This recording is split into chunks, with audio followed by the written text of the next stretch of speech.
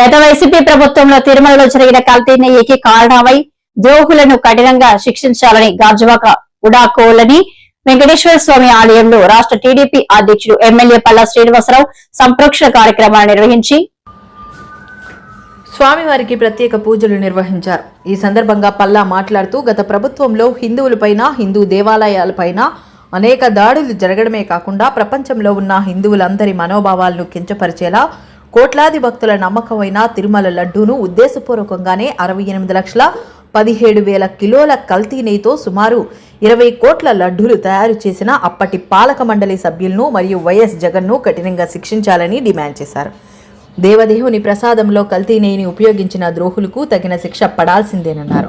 నియోజకవర్గ సమన్వయకర్త ప్రసాదుల శ్రీనివాసరావు అధ్యక్షతన జరిగిన ఈ కార్యక్రమంలో కార్పొరేటర్లు గంధం శ్రీనివాస్, రౌత్ శ్రీను, భోండా జగన్నాథం, సర్వసిద్ధి అనంతలక్ష్మి, మాజీ కార్పొరేటర్ ఎండి రఫీతో పాటు పార్టీ ముఖ్య నాయకులు, కార్యకర్తలు, అభిమానులు, అధిక సంఖ్యలో మహిళలు తదితరులు పాల్గొన్నారు. మరి ఆంధ్ర ప్రజలు కలియుగ దైవంగా భావించేటువంటి వెంకటేశ్వర స్వామి తిరుమల తిరుపతి వెంకటేశ్వర స్వామి గుడిలో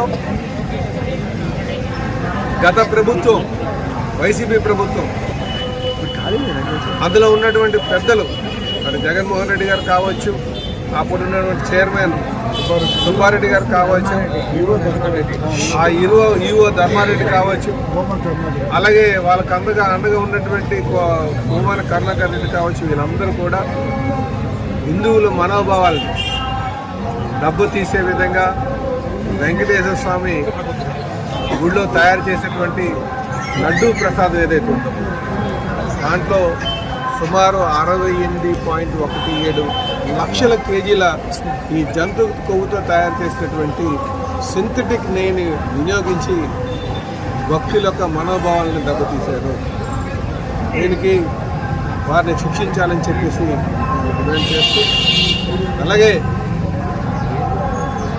ఇంత అపచారం చేసినటువంటి మరి అపచారం జరిగింది కనుక వెంకటేశ్వర స్వామిని వారిని మన్నించమని చెప్పి తెలుగు ప్రజల్లో అందరూ కోరుకుంటున్నారు.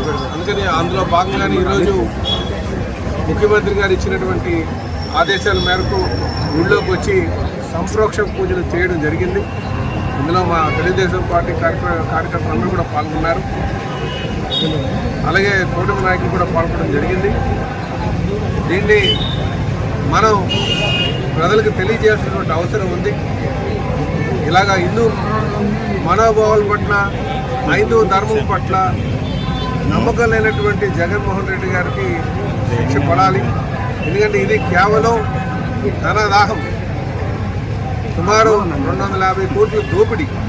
ఈ దోపిడీ కోసం హిందువుల యొక్క మనోభావాలను దెబ్బతీసే విధంగా కల్తీ నెయ్యితో లడ్డు చేసి సుమారు 20 కోట్ల లడ్డూని పండించారు. కనుక దీనికి వెంకటేశ్వర స్వామిని మేము జరిగినటువంటి అపరాధానికి క్షమించమని చెప్పి తెలియజేస్తూ దాని దోషులను శిక్షించాలని కోరుకోవడం జరిగింది. ఇప్పటికే ప్రజలు వాళ్ళకి శిక్ష చేశారు 11 సీట్లకే, భవిష్యత్తులో కూడా శిక్ష పడుతుందని చెప్పి తెలియజేస్తూ శిక్షించాలి.